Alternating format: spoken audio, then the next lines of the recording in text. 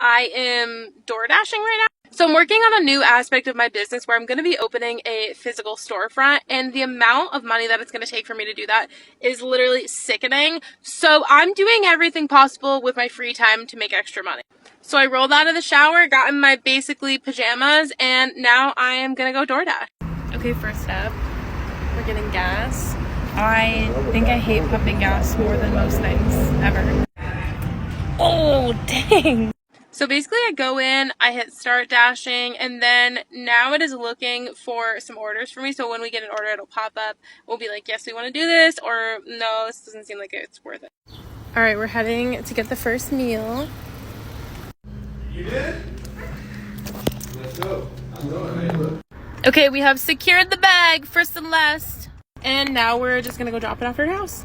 So she is at a hotel, so we're going up to her hotel room and then leaving this outside her door.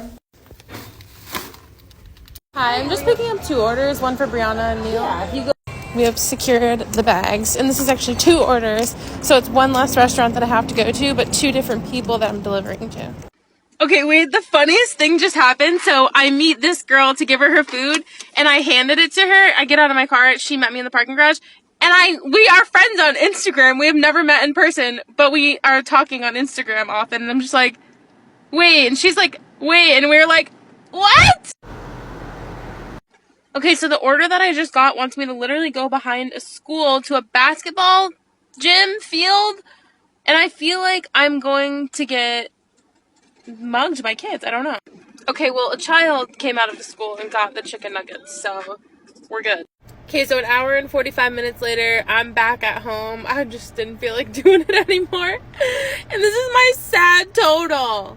This is sad, but honestly, it was better than sitting on my ass at home, so we're gonna call it a win.